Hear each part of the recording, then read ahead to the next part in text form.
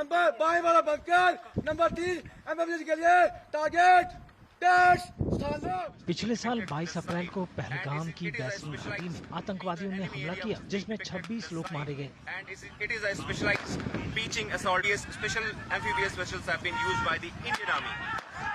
इसके बाद सीमा पार आतंकी ढांचे को तबाह करने और जवाब देने के मकसद से ऑपरेशन सिंदूर के तहत संयुक्त कार्रवाई की गई।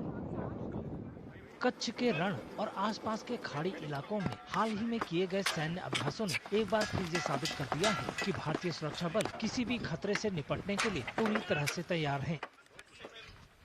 सेना के अधिकारियों का कहना है कि पहलगाम आतंकी हमले के बाद जब सूचना मिली तो इकाइयों को तुरंत और सुनियोजित तरीके से तैनात किया गया, जिससे कई क्षेत्रों में प्रभावी कार्रवाई संभव हो चुकी।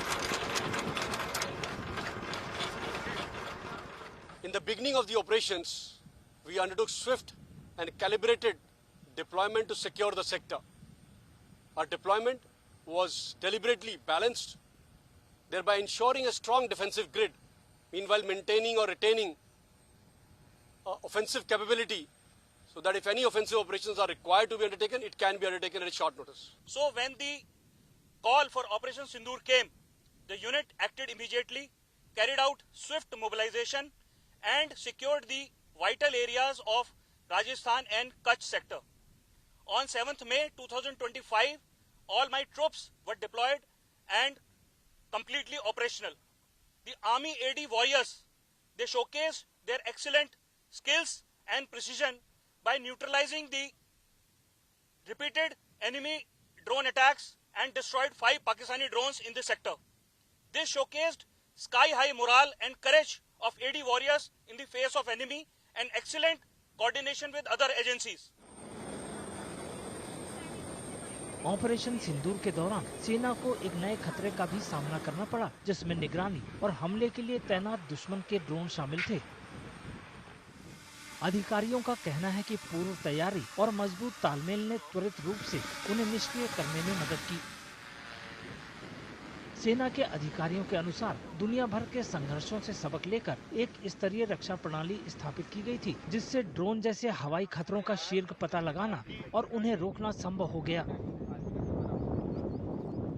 A robust and tiered grid comprising of anti-drone systems, air defense elements, and integrated surveillance assets ensure destruction of multiple enemy drones.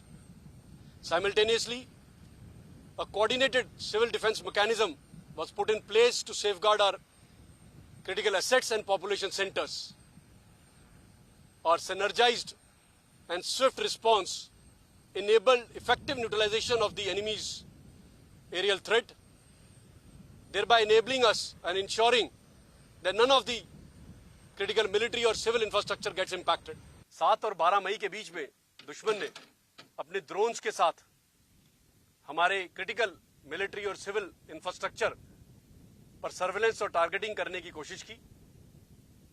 तो हमने यहाँ की पर जितनी भी एजेंसीज हैं, जैसे Indian air force, BSF, coast guard, intelligence agencies, civil administration, इन सब के साथ मिलकर उसका मुंह तोड़ जवाब दिया।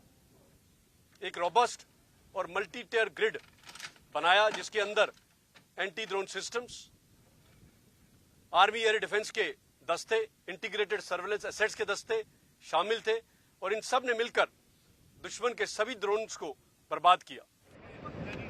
जमीन पर मई की भीषण गर्मी समेत बेहद कठिन परिस्थितियों के बावजूद जवान पूरी तरह सतर्क रहे। उन्होंने ये सुनिश्चित किया कि उपकरण सुचारू रूप से काम करते रहें और सुरक्षा बरकरार रहे।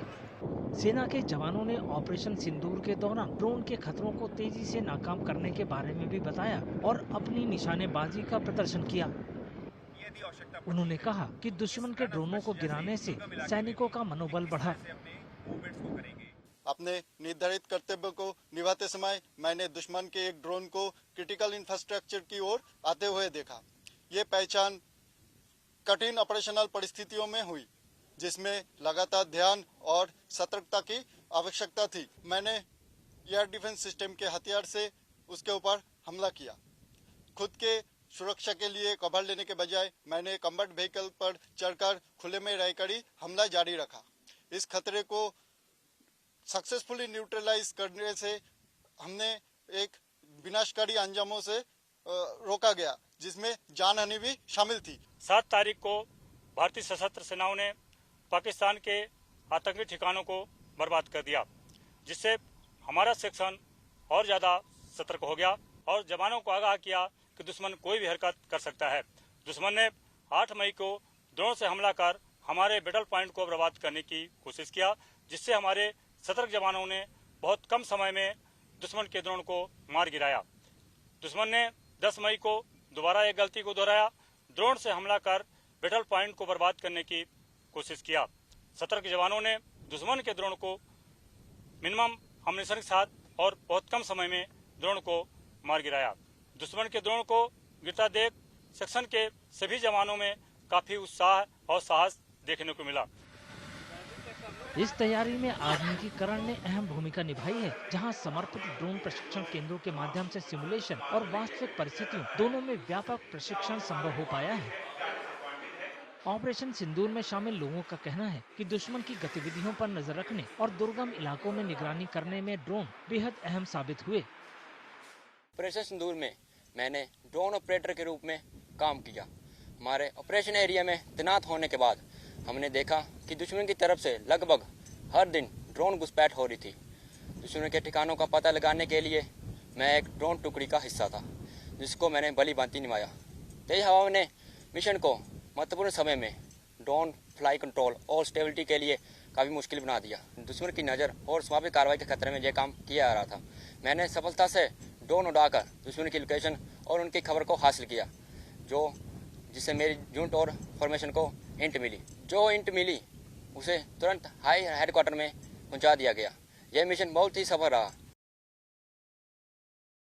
सेना के अधिकारियों का कहना है कि ऑपरेशन सिंदूर बड़े पैमाने पर ड्रोन हमले समेत भारत की किसी भी खतरे का मुकाबला करने की क्षमता को दिखाता है।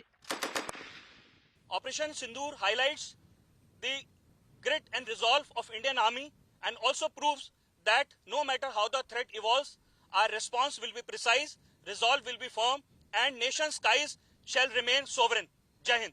ऑपरेशन सिंदूर ने ये कर दिखाया कि भारतीय सेना और आर्मी एयर डिफेंस के जवानों के अंदर इतनी क्षमता है कि दुश्मन द्वारा ड्रोन काफी सारे भेजने के बावजूद भी हमारे देश के एक भी वाइटल एरिया का कोई भी नुकसान नहीं हुआ। ऑपरेशन सिंदूर महज एक हमले का जवाब नहीं था, बल्कि ये युद्ध की तैयारियों के विकास का स्पष्ट प्रदर्शन था, जहां प्रौद्योगिकी, प्रशिक्षण और समन्वय मिलकर देश की सीमाओं को सुरक्षित करते हैं।